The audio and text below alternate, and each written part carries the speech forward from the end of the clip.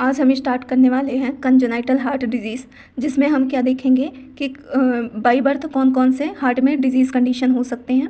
तो हम ये 3 टाइप से हम देख सकते हैं। सबसे पहले क्या होता है, acyanotic congenital heart disease and cyanotic congenital heart disease, obstructive lesions. Okay, तो एसाइनोटिक का मतलब क्या होता है, साइनोटिक का मतलब हम देखेंगे। साइनोटिक का मतलब होता है जो ब्लूइश डिस्कलरेशन होता है। ओके, और ए मतलब अब्सेंस, तो जो जिसमें ब्लूइश डिस्कलरेशन अब्सेंट हो, उस कंडीशन को हम कहेंगे a cyanotic congenital heart disease. Cyanotic का मतलब होता है कि जिसमें ब्लूइश डिस्कलरेशन देखने को मिलता है, उसको हम क्या कहेंगे, साइनोटिक। ऑब्स्ट्रक्टिव मतलब किसी ऑब्स्ट्रक्शन के थ्रू जो डिजीज़ हो रही है बाई बर्थ, उसको हम क्या कहेंगे, ऑब्स्ट्रक्टिव लीजन्स।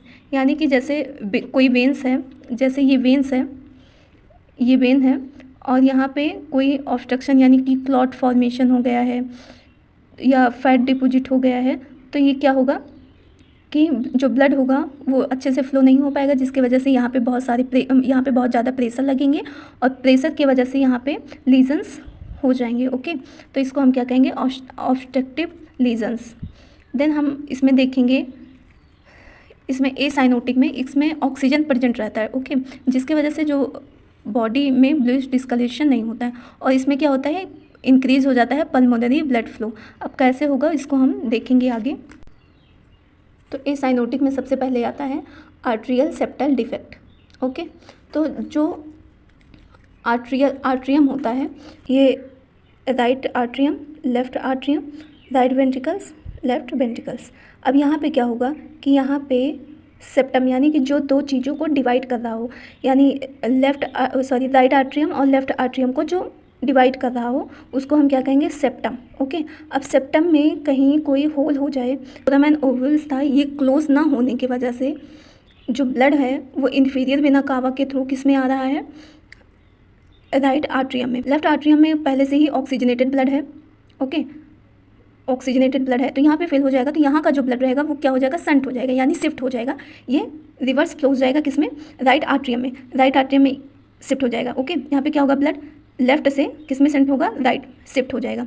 अब यहाँ पे शिफ्ट होगा तो क्या, ऑक्सीजनेटेड कहाँ चला गया, डीऑक्सीजनेटेड में मिल गया। अब यहाँ पे मिलने के बाद यहाँ पे कोई नुकसान तो नहीं है, क्योंकि ये फिर से कहाँ जाएगा, राइट वेंट्रिकल्स में, और राइट वेंट्रिकल्स के थ्रू जो पल्मोनरी वेन है, उसके पल्मोनरी आर्टरी है, उसके थ्रू ये लंग्स में चला जाएगा।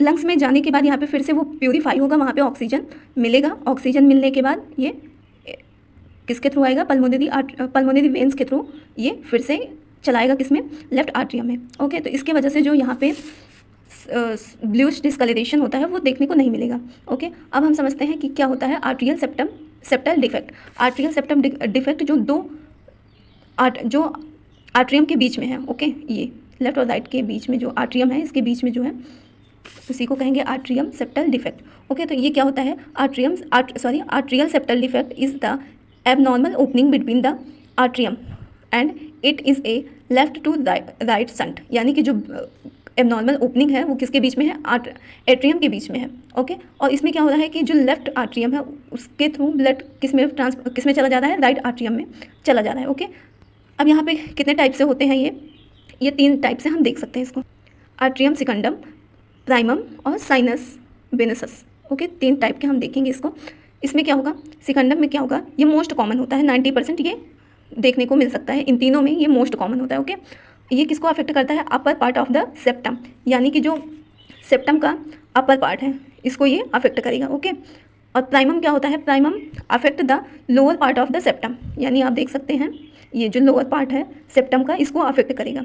देन साइनस वेनसस क्या होता है, affect the upper part and may be associated with abnormalities of superior vena cava, यानी जो सुपीरियर वेना कावा के पास है, ये सुपीरियर वेना कावा के पास है, यानी ये सुपीरियर वेना कावा है, इसके पास जो है यहाँ पे ये एबनॉर्मल ओपनिंग देखने को मिलेगी।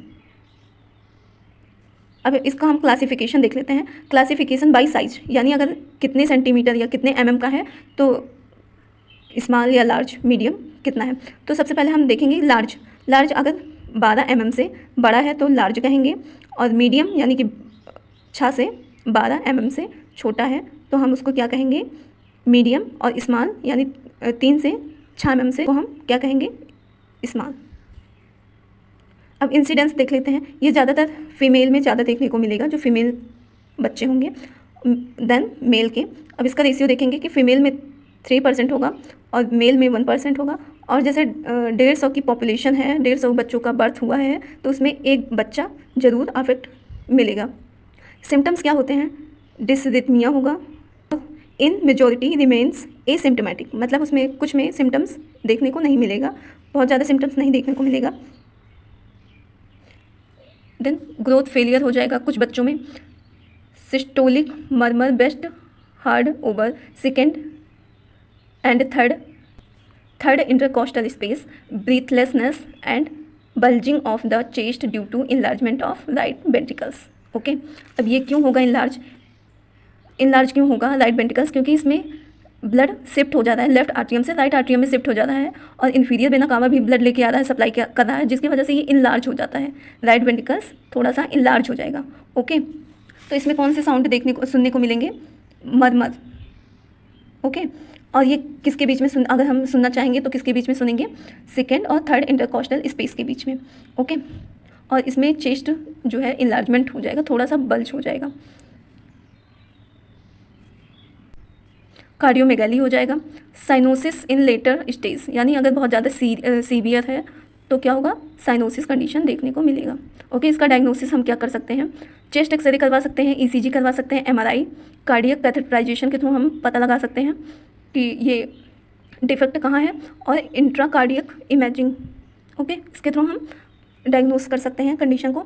इसका मैनेजमेंट हम देखेंगे कि मेडिकल मैनेजमेंट में हम फ्यूरोसेमाइड ड्रग्स दे सकते हैं 1 mg पर kg BD, और डायग्नोसिन ड्रग्स हम दे सकते हैं, और पोटेशियम क्लोराइड ड्रग्स दे सकते हैं, एंटीबायोटिक्स भी हम दे सकते हैं जिससे इन्फेक्शन ना हो।